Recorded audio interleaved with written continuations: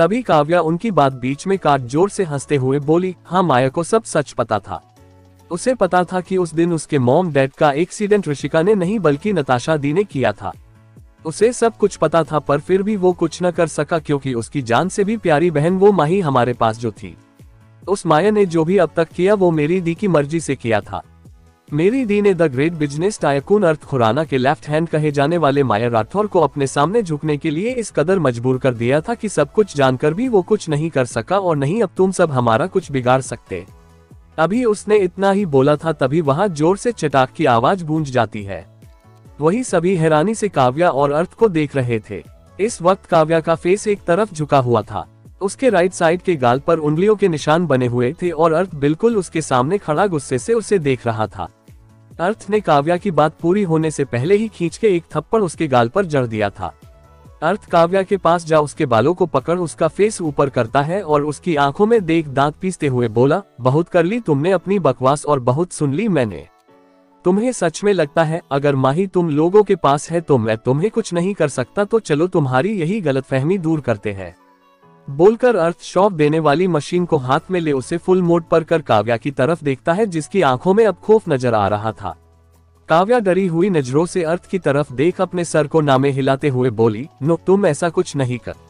अभी उसने इतना ही बोला था तभी उसकी एक जोर की चीख चारों तरफ गूंज जाती है और उसका पूरा शरीर एकदम सुन्न हो जाता है। अर्थ ने अपने हाथों में पकड़ी मशीन को उसके दोनों कानों पर लगा एक जोर का शॉक उसके दिमाग पर दे देता है जिससे काव्या का पूरे शरीर में एक तेज दर्द की लहर दौड़ जाती है और उसकी एक जोर की चीख निकल जाती है। अर्थ ने उसे 30 सेकेंड का शॉक देकर मशीन को उससे दूर कर उसे देखने लगा था। काव्या के पहले शॉक में ही हालत बहुत खराब हो गई थी। वही प्रारंभ, सौरभ और साथ में कुछ हॉस्पिटल का स्टाफ खड़े डरी हुई नजरों से अर्थ को देख रहे थे। अर्थ काव्या को देखते हुए टेडी स्माइल करते हुए बोला, डोंट वरी, इतनी जल्दी तुम्हें मौत नहीं दूंगा। तड़पाने में जो मजा है वो मारने में कहा। बोलकर अर्थ एक बार फिर काव्या को शॉक देता है जिससे काव्या एक बार फिर तड़प उठती है। अर्थ 30 सेकंड बाद उससे मशीन दूर कर उसकी तरफ देखता है जिसकी हालत अब पहले से भी ज्यादा खराब हो चुकी थी। अर्थ अपना सर टेढ़ा कर रोनित की तरफ देखता है। रोनित जल्दी से आगे आ अर्थ के हाथ से वो मशीन ले लेता है और काव्या के हाथों को खोल आजाद कर देता है। वही काव्या अपनी अधखुली आंखों से अर्थ को देख रही थी। अर्थ अपना एक कदम काव्या की तरफ बढ़ा, उसकी नेक पर कुछ नुकीली चीज इंजेक्ट करता है जिससे काव्या की हल्की सी आह निकल जाती है और वो अपनी धुंधली आंखों से अर्थ की तरफ देखती है। काव्या धीरे से अपना एक हाथ अपनी गर्दन पर हाथ रखकर बोली, आह ये क्या किया तुमने? क्या चुभाया तुमने मुझे? बोलो। अर्थ तिरछा मुस्कुराते हुए, कुछ नहीं, बस एक इंजेक्शन दिया है। लोगों को तड़पाने में बहुत मजा आता है ना, तुम्हें अब कुछ मजा हम सब भी ले ले तुम्हें तड़पते देखकर। बोलकर अर्थ एक कदम पीछे ले लेता है। काव्या धीरे से पर गुस्से से बोली, सीधे सीधे बोलो, क्या किया तुमने मेरे साथ? कुछ नुकीला सुई जैसा क्या चुभाया तुमने मेरी नेक पर?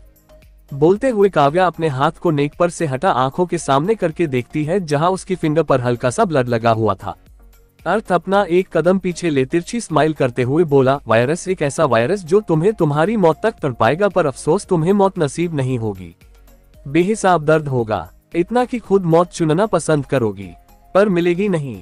तुम्हें ऐसा लगेगा जिंदा कि तुम जिंदा आग में जल रही हो, पूरे शरीर में छाले पड़ जाएंगे, फिर भी मौत नसीब नहीं होगी।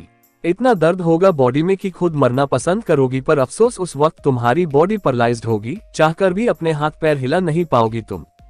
तुम जिंदा रहोगी पर एक डेड बॉडी की तरह जो बिना किसी सहारे के कुछ नहीं कर सकेगी।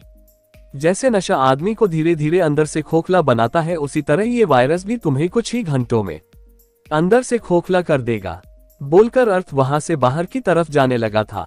वही सभी हैरानी से जाते हुए अर्थ को देख रहे थे।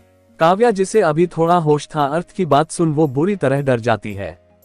काव्या खुद की ऐसी दर्दनाक मौत इमेजिन करके ही अंदर तक कांप गई थी। काव्या धीरे से खुद में बड़बड़ाती है, नो, मैं ऐसे नहीं जी सकती, इससे अच्छा तो मेरा अभी मर जाना ही ठीक है।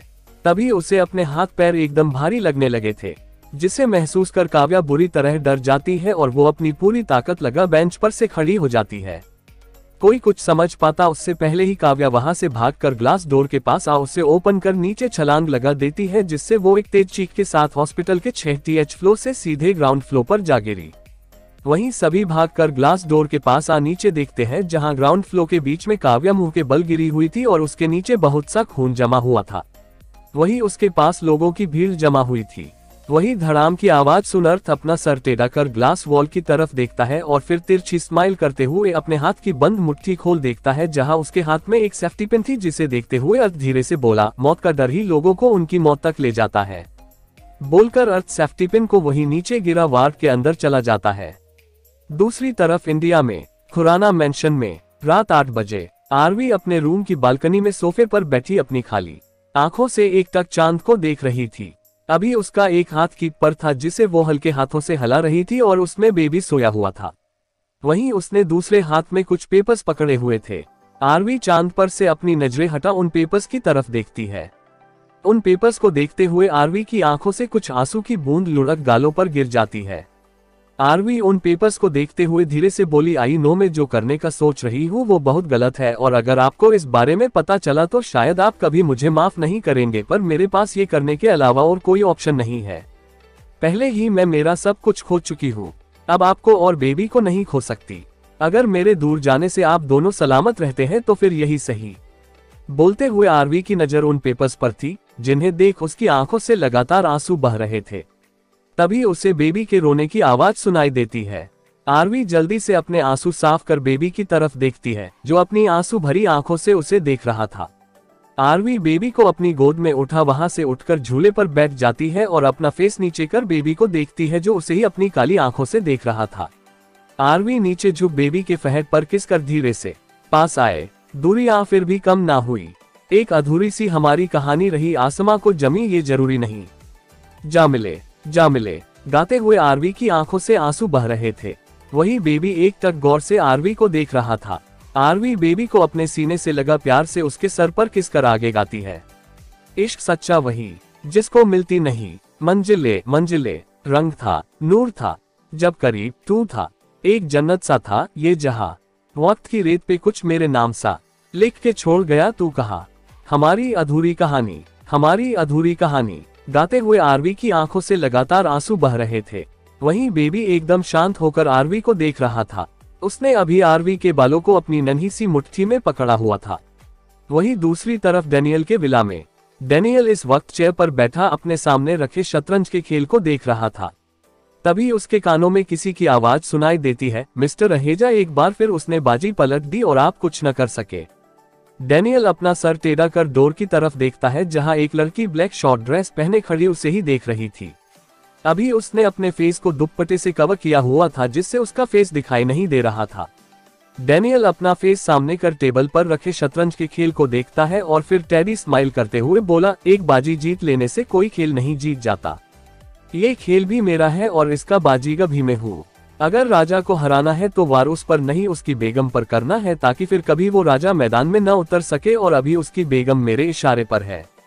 बोलकर डैनियल जोर से हंसने लगा था। वो लड़की आकर सोफे पर बैठ कंफ्यूजन से उसे देखने लगी थी। डैनियल उस लड़की की तरफ देखता है जो अभी भी उसे कंफ्यूजन से देख रही थी, जिसे देख डैनियल हंसना बंद कर उसकी तरफ देख बोला, मिस अनिका मेहरा, आप में और मुझ में यही तो फर्क है। आप चाल चलने से पहले सोचती नहीं और मैं सामने वाले की चाल समझकर अपनी चाल चलता हूं ताकि सामने वाले को समझने का मौका ही न मिले। बोलकर वो फिर से हंसने लगा था।